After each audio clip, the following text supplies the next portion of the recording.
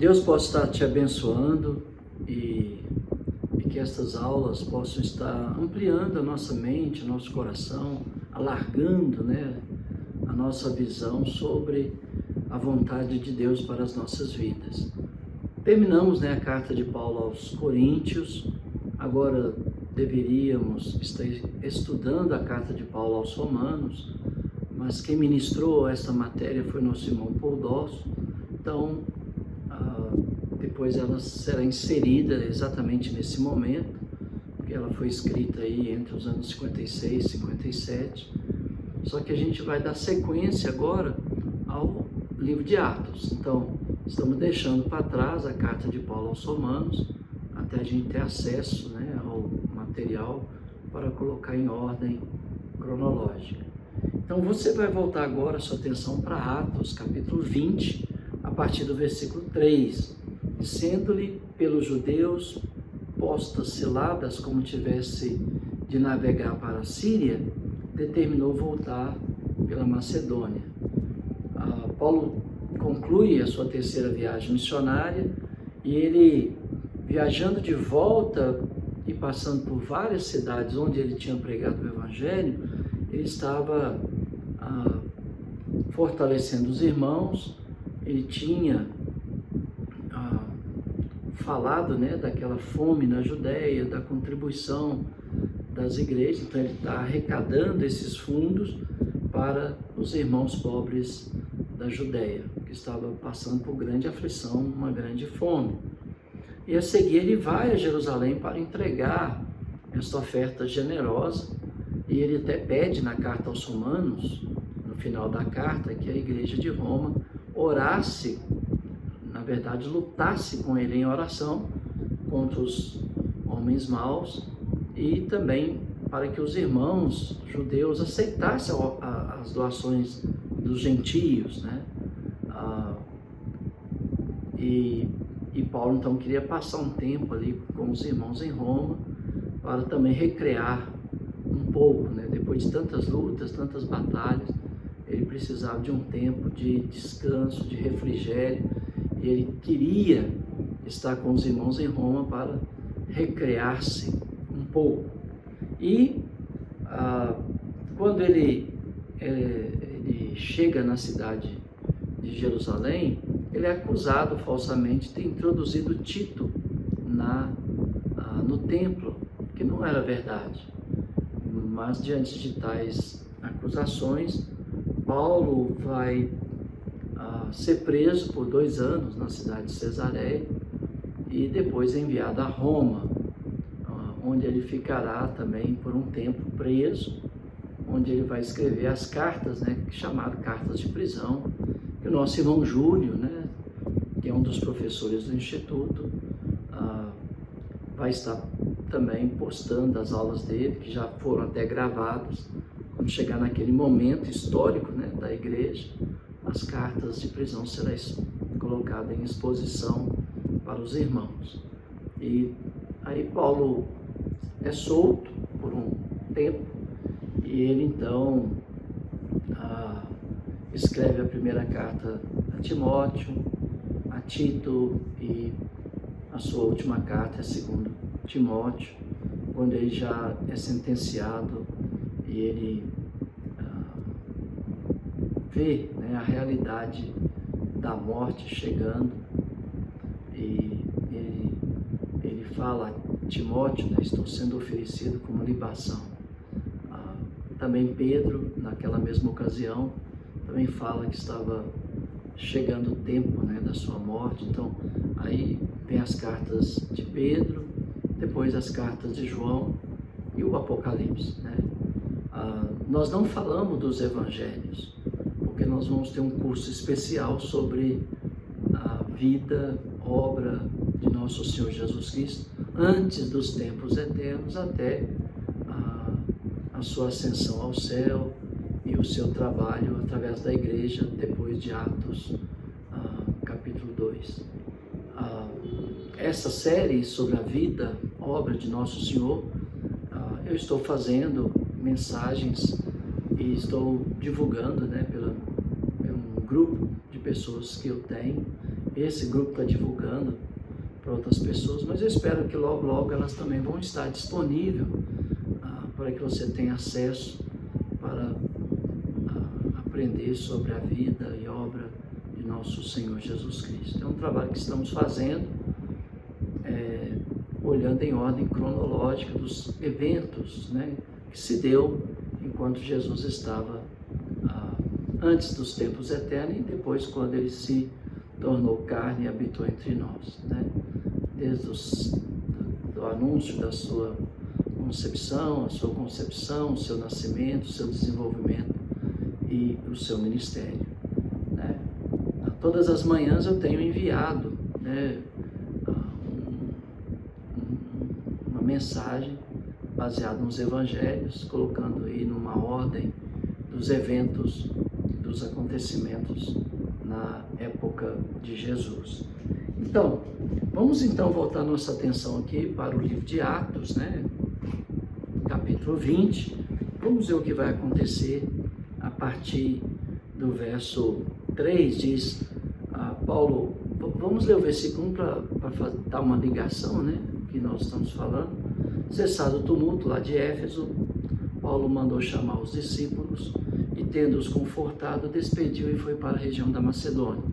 Lá ele escreve segunda carta aos Coríntios e volta a Corinto e escreve a carta aos Romanos, né? Naquele tempo ali que ele fica 3 meses, parece, na região da Grécia. Ele diz, havendo atravessado aquelas terras, fortalecendo os discípulos com muitas exortações, dirigiu-se para a Grécia, aonde se demorou 3 meses, tendo havido conspiração por parte dos judeus contra ele, quando ele estava para embarcar rumo à Síria, né, Antioquia da Síria, determinou voltar pela Macedônia. E parece que nessa volta à Macedônia, ele escreve a carta aos Romanos. Acompanharam-no até a Ásia, Sópater de Bereia, filho de Pirro, Aristarco II de Tessalônica, Gaio de Derbe e Timóteo, bem como Tíquico, Trófimo da Ásia. Esses nos precederam, esperando-nos em Troade. Então esses irmãos vão, né, antes de Paulo e Lucas, porque Paulo decidiu passar, né, a semana dos pães asmos, sendo judeu. Ele se fez judeu para ganhar os judeus. Então, os outros não eram judeus, então eles antecipam na viagem, chegando em Troade, e ficou ali esperando Paulo e Lucas. E aí, então, depois dos dias dos pães asmos, então passou, né, aqueles dias, aí navegamos, Paulo e Lucas, até a cidade de Filipos, e em 5 dias eles navegaram e chegaram ao porto, onde passamos uma semana, na cidade de Troade. No primeiro dia da semana, estando nós reunidos com o propósito de partir o pão, era a assembleia regular da igreja no primeiro dia da semana, onde todos se reuniam no mesmo lugar para a celebração da ceia do Senhor. Todos, sem exceção. Os que faltavam provavelmente ou estavam enfermos ou em viagem, mas não por negligência, né? A igreja precisa restaurar esta assembleia regular, onde todos são convocados pelo Senhor para participar da ceia do Senhor, da comunhão com o Senhor e com os irmãos. Durante os outros dias da semana, a igreja reunia nos lares, nas praças, nos templos, né, nas sinagogas, no templo, né, nas casas, mas não tinha toda a igreja, havia uma parte da igreja, né? Mas essa assembleia regular é todos, sem exceção, para cuidar dos interesses e dos negócios do Senhor. Então, qual era o propósito dessa reunião? O partir o pão. Paulo, que devia seguir de viagem de imediato, exortava-os e prolongou o discurso até a meia-noite. Havia muitas lâmpadas no cenáculo onde estavam reunidos. Havia um cenáculo, um espaço que podia acolher todos os irmãos da cidade de Troade, e lá eles estavam. Um jovem chamado Eutico, que estava sentado numa janela, adormecendo profundamente durante o prolongado discurso de Paulo, vencido pelo sono, caiu do terceiro andar abaixo e foi levantado morto. Então, esse jovem, não conseguiu se manter acordado e ele despenca do terceiro andar e morre. Lembra que Paulo termina a carta aos Coríntios falando das credenciais dos apóstolos, E uma das credenciais era ressuscitar os mortos, Então Paulo, descendo porém Paulo, inclinou-se sobre ele, abraçando-o, disse: não vos perturbeis, que a vida nele está. Subindo de novo, partiu o pão e comeu, e ainda lhes falou largamente até o romper da alva, e assim partiu. Então conduziram vivo o rapaz e sentiram-se grandemente confortados. Então você pode ver que a igreja no primeiro século, ela tinha disposição de passar horas a fios estudando a palavra do Senhor mediante o ensinamento apostólico. Os irmãos reuniam para partir o pão, e Paulo aproveitou a oportunidade e não só partiu o pão entre os irmãos, mas também participou da dor dos irmãos, ressuscitando aquele jovem dos mortos, e pregou até o romper da alva, e aí ele segue viagem. Então, desde que você esteja ensinando a palavra de Deus, eu tenho certeza que a igreja terá o maior prazer de te ouvir.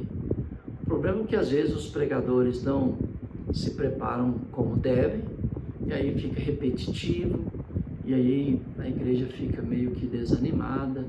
Então, lembrando também que o espírito dos profetas estão sujeitos aos profetas, nós devemos falar para edificar, que seja 5 palavras, do que 100.000 palavras que não edifica, que não constrói, que não abençoa, não adianta nada. Mas Paulo, com certeza, guiado pelo Espírito Santo, ele vai até de manhã anunciando o Evangelho de Cristo, porque não mais veria, provavelmente, aqueles irmãos de Troade. E aí diz que nós, porém, prosseguimos. Lembrando que também no primeiro dia da semana, as igrejas foram ordenadas a fazer suas doações para o socorro dos pobres da Judéia. E eu creio que na sua igreja existem necessitados, e essa prática continuou, perdurou no longo dos séculos. E hoje a igreja faz também coleta no primeiro dia da semana, para suprir as necessidades dos irmãos, participar dos trabalhos missionários, sustentando irmãos, famílias inteiras, para pregar o Evangelho de nosso Senhor Jesus Cristo, seja na congregação local ou em terras estrangeiras, mesmo que seja dentro da própria cidade. E aí então Lucas continua dizendo: nós, porém, prosseguimos, embarcamos e navegamos para Assos, onde devíamos receber Paulo, porque assim nos fora determinado, devendo ele ir por terra. Não sei qual foi o motivo, talvez um empecilho, uma perseguição, ou ele queria passar nas regiões onde ele também tinha pregado o Evangelho. Quando se reuniu conosco em Assos, recebemos-nos a bordo e fomos para Mitilene. Dali navegamos no dia seguinte, passamos defronte de Quios, e no dia imediato tocamos a Samos, e um dia depois chegamos a Mileto. Então Paulo agora está na cidade de Mileto, porque Paulo já havia determinado não aportar em Éfeso. Paulo já tinha feito um longo, intenso trabalho na cidade de Éfeso, e ele não achou necessário ir até Éfeso, mas ele vai achar necessário falar aos presbíteros de Éfeso e ele então vai chamar os presbíteros e vai falar a eles. Porque ele não queria demorar-se na Ásia, portanto se apressava com o intuito de passar o dia de Pentecostes em Jerusalém, caso lhe fosse possível. Lembra que ele participou da ceia, que foi uma semana, da Páscoa, foi uma semana, logo que passou os dias dos pães asmos, que eram 7 dias, ele embarca e encontra com os irmãos lá na cidade de Troade, e lá fica uma semana, aproveitando o primeiro dia da semana para participar da comunhão com os irmãos, com toda a igreja, confortando, educando na doutrina do Senhor e também aliviando a dor, né, daquele jovem que morreu, dos seus familiares, né, a dor dos seus familiares, e ele pregou até o romper da alva e partiu em seguida. E aí então, porque ele tinha um objetivo, chegar a Jerusalém, né, no Pentecostes, então seria 50 dias depois da Páscoa, da semana dos pães asmos, né, que ele participou. Depois ele vai para Troade, participa da ceia do Senhor no primeiro dia da semana com os irmãos, né? E aí então ele está na cidade de Mileto agora. O versículo 17 diz: de Mileto mandou a Éfeso chamar os presbíteros da igreja. A palavra presbítero significa os anciãos, que têm a responsabilidade de pastorear o rebanho de Deus. E Paulo então vai falar largamente aos presbíteros da igreja. E quando se encontraram com ele, disse-lhes: vós bem sabeis como foi que me conduzi entre vós, em todo o tempo, desde o primeiro dia em que entrei na Ásia, servindo ao Senhor com toda a humildade, lágrimas e provações, que pelas ciladas dos judeus me sobrevieram. Então ele diz: desde o primeiro dia que eu entrei na Ásia, vocês sabem como eu procedi, e vocês sabem que eu servi ao Senhor com humildade, com lágrimas nos meus olhos, provações terríveis que os judeus armaram para mim.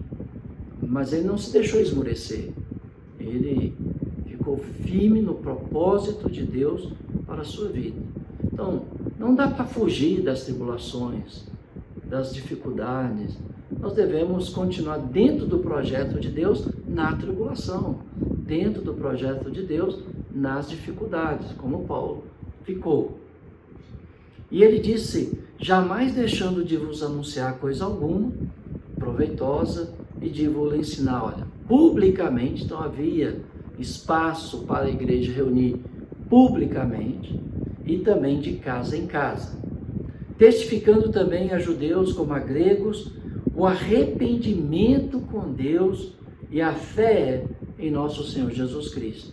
Deus nos chama a duas coisas aqui: ao arrependimento, que é uma mudança de mente. Quando você muda a sua maneira de pensar, você muda suas obras, e ao mudar suas obras, você muda seus sentimentos, né?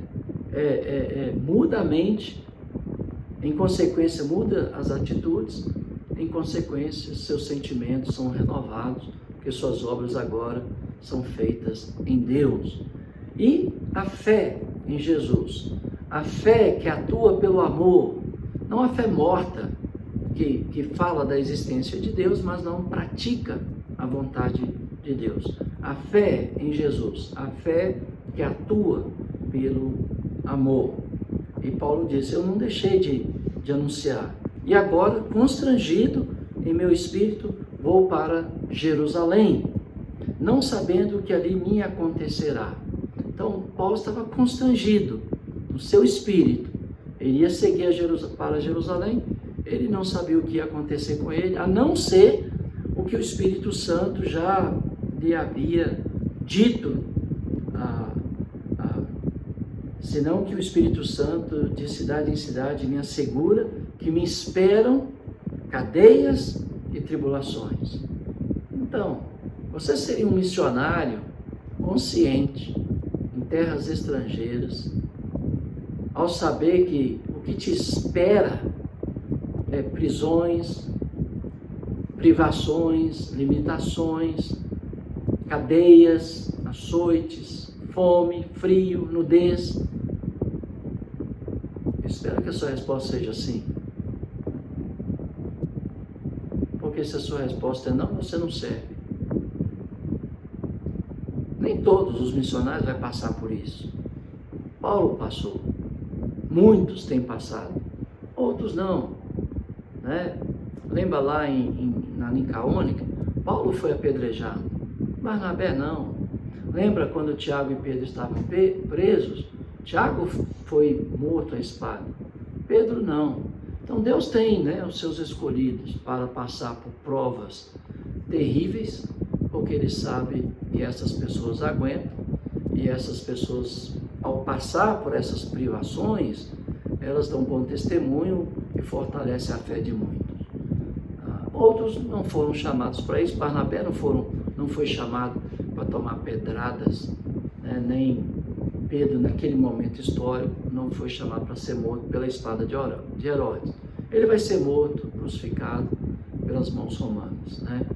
Mas naquele momento Deus livrou. Então o ponto é que Deus chama uns para testemunhar com seu próprio sangue o testemunho da fé, e outros não. Então, se Deus tem te convocado para esse serviço em meio à aflição e tribulação, glorifique a Deus. Se você tem tido facilidade, glorifique a Deus, né? Isso aqui não é acepção de pessoas. Deus salva na ou da morte, na prisão ou da prisão, da pedrada ou na pedrada, Deus salva. Ele é Deus, Ele é soberano. Então, se você está passando por privações, não é para murmurar, não é para questionar o cuidado de Deus, nem o amor de Deus, pelo contrário, é para você dar graças. E se você tem sido privilegiado, então, abençoe outros com os privilégios que você tem. Ok, então, porém, em nada considero a vida preciosa para mim mesmo. Paulo já tinha dito, né? Eu não vivo mais, mas Cristo vive em mim, e eu viver agora na carne, eu vivo pela fé no Filho de Deus. Nós temos que morrer para esse mundo, para vivermos para Deus. Contanto que complete a minha carreira, ou seja, desde que eu complete o trabalho que o Senhor demarcou para que eu faça, eu estou feliz, eu estou pronto. O Evangelho da graça de Deus, testemunhar o ministério do Senhor Jesus Cristo, para testemunhar o Evangelho da graça de Deus. Agora eu sei, Paulo está dizendo, que depois da minha partida, agora eu sei que todos vós, em cujo meio passei pregando o reino, não me vereis mais o meu rosto. Portanto, eu vos protesto no dia de hoje, que estou limpo do sangue de todos vocês, porque jamais deixei de anunciar todo o desígnio de Deus. Então, a igreja tem essa tarefa, né, de anunciar todo o desígnio de Deus. Uma sugestão, como um dos pastores da igreja aqui na cidade de Betim: encoraje os pregadores da sua congregação a pregar o Evangelho de Jesus Cristo. Decide qual dos 4, e aí numa semana um irmão prega o capítulo 1, na outra o capítulo 2, 3, 4, depois vai para o livro de Atos, depois vai para as cartas, né? Faz e encoraja os irmãos a fazer pregações expositivas da palavra de Deus, para que todos possam aprender todo o desígnio de Deus. Quando a igreja dá liberdade aos pregadores para pregar o que eles quiserem, né, ou temas, nós ficamos muito limitados a certos assuntos e não vemos todos os desígnios de Deus. Então, é uma sugestão. Nós fazemos isso aqui em Betim, tem sido muito bom, porque os irmãos sabem que ao terminar um livro da Bíblia, os pregadores vão se reunir sob a liderança de um que foi comissionado para isso, para decidir qual será o próximo livro, e eles se organizam e vão pregando capítulo 1, capítulo 2, até o término daquele livro. É claro, se existe uma situação emergencial dentro da comunidade, que precisa ser abordada, então os presbíteros tomam o púlpito e abordam a questão. Se é uma coisa particular, então a gente vai direto na pessoa e resolve com a pessoa, né? É uma sugestão, eu espero que você possa ouvir e considerar. Aí Paulo diz, lembra que ele está falando aos presbíteros, a palavra presbítero significa anciãos, né? Esses devem ter as credenciais determinadas por Deus nos escritos de Paulo, na primeira carta a Timóteo, no capítulo 3, e também na primeira carta, na verdade na carta de Tito, no capítulo 1. Atendei por vós, então primeiro ele está chamando a nossa atenção, cuide de vocês, porque se vocês não se cuidarem, vocês não vão ter condições de cuidar de mais ninguém. Então cuide de vocês, e de todo o rebanho sobre o qual o Espírito Santo vos constituiu bispos. Então os presbíteros, os anciãos, né, que têm uma família irrepreensível, que têm uma vida social amistosa, eles são agradáveis, né, e relacionam bem com as pessoas, porque o dever deles é proteger o rebanho e arrebanhar outros para o reino de Deus, né? Então, vocês são briguentos, carrancudos, eles não vão conseguir, né? E eles devem ter uma vida emocionalmente equilibrada, uma vida pessoal, né, distinta, e uma vida ministerial eficaz, né? Então, eu quero encorajar, né, os irmãos a lerem aquela lista de Paulo, não para desqualificar os irmãos, mas para qualificá-los. Talvez um irmão aí da congregação falta alguma coisa olhando para aquela lista, então trabalhe aquela falta para que ele se qualifique para o presbitério da igreja. Felizmente, no passado, olhávamos aquelas listas para desqualificar, mas estávamos errados. Nós temos que olhar para aquela lista para qualificar os irmãos e nas áreas essenciais. Quando você olha para aquela lista, Paulo, ele trata da família, né, do indivíduo que almeja o episcopado, ele olha para a família emocional equilibrada, né, do indivíduo, ele olha para a família social, como ele se relaciona com as pessoas, ele olha para a vida pessoal, né, uma pessoa distinta, né, e ele olha para a vida ministerial, dizendo que tem que ser apto para instruir no Senhor. Então, são essas áreas, né, que nós devemos abordar e trabalhar para que os irmãos atinjam, né, o presbitério. Então, não use mais aquela lista para desqualificar os irmãos, mas para qualificá-los, tratando ali nas áreas de fraqueza, para que eles se fortaleçam e se tornem bispos da igreja, constituído pelo Espírito Santo. Então, os presbíteros, homens mais velhos, foram constituídos supervisores. A palavra bispo é supervisor. E qual é a função? Né? Pastoreardes a igreja de Deus, a qual ele comprou com seu próprio sangue. Então, a igreja de quem? De Deus. Qual é a função do presbítero, constituído supervisor, bispo da igreja? Pastorear a igreja de Deus, né? Fortalecer a ovelha fraca, ir atrás da perdida, curar a doente, arrebatar das chamas do inferno aquelas que estão na dúvida. É o trabalho dos pastores, né? É com as ovelhas, né?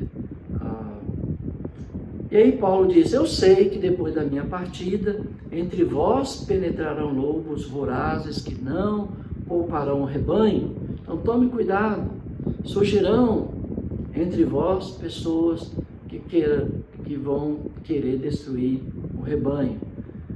E que dentre vós mesmos se levantarão homens falando coisas pervertidas para arrastar os discípulos atrás deles. Para mim é uma evidência de um falso pastor, de um falso mestre, de um falso missionário, de um falso inclusive apóstolo e profeta, né? É quando estas pessoas fazem adeptos para segui-los, né? Nós devemos chamar a atenção das pessoas para seguir o pastor e bispo das nossas almas, que é Jesus Cristo. Cooperamos com Deus nesse ministério de levar as pessoas a seguir Cristo, a serem discipuladas por Cristo, servida pelos presbíteros, educadas na fé, na justiça, na verdade, na palavra, no conhecimento, pelos os bispos que têm a função de pastorear a igreja de Deus. Aqui não há uma hierarquia, ele está falando da mesma pessoa, né? Como eu sou pai, eu tenho uma função de pai, eu sou esposo, eu tenho uma função em relação à minha esposa, mas eu também sou filho, eu tenho uma função em relação à minha mãe, de 86 anos, né? Graças a Deus, recentemente, foi até domingo passado, no dia 19, né, de novembro de 2022, minha irmã, de 60 anos, nasceu de novo, da água e do Espírito, foi batizada, e Deus, na sua bondade, perdoou os seus pecados e concedeu a ela o Espírito Santo. Ela está em paz. Ela que já estava desistindo da vida, afligida pela vida que foi uma vida de trabalho, dedicação, compromisso com a minha família paterna. Minha irmã nunca namorou, nunca casou, ela se dedicou realmente a cuidar da minha mãe e até hoje, mas agora ela decidiu entregar a sua vida a Jesus, foi batizada em Cristo e hoje faz parte do reino de Deus. Minha mãe estava lá, eu espero que minha mãe de 86 anos possa também fazer o mesmo. E todos que nós conhecemos possam ser batizados em nome de Jesus para terem os seus pecados perdoados e para receber o dom de Deus, o Espírito Santo, o dom da profecia, né? De Joel, o cumprimento da profecia de Joel possa acontecer na vida de todos que ouvem e obedecem o nosso Senhor e Salvador Jesus Cristo, né? Que é a dádiva do Espírito Santo. Então Paulo, ele está falando, olha, entre vocês mesmos vão surgir pessoas falando para arrastar. Então, se você nota na congregação um irmão arrastando pessoas atrás dele, está na hora de advertir esse irmão. Isso é um sinal de um falso mestre, né? Fazendo adeptos para si mesmo, né? E não para Cristo. Portanto, vigiai, lembrando-vos que por 3 anos, noite e dia, não cessei de admoestar com lágrimas cada um de vós. Agora, pois, encomendo-vos ao Senhor e à palavra da sua graça, que tem poder para nos edificar e dar herança entre todos os que são santificados. De ninguém cobicei prata, nem ouro, nem vestes. Vós mesmos sabeis que estas mãos serviam, Paulo provavelmente apontou, né, a estas mãos, Paulo dizendo, serviram para o que me era necessário e aos que estavam comigo. Então Paulo trabalhava para sustentar a si mesmo e aqueles seus companheiros de trabalho, né? Tenho-vos mostrado em tudo que trabalhando assim é mister socorrer os necessitados e recordar as palavras do próprio Senhor, mais bem-aventurado é dar do que receber. Tendo dito estas coisas, ajoelhando-se, orou com todos eles. Então houve grande pranto entre todos, abraçando afetuosamente a Paulo, o beijavam, entristecido especialmente pela palavra que ele dissera que não mais me veriam o seu rosto, e acompanharam-no até o navio. Então você vê que houve, né, uma comoção ali entre os presbíteros, lágrimas, pranto, afeto, amor, carinho, cuidado com o apóstolo Paulo.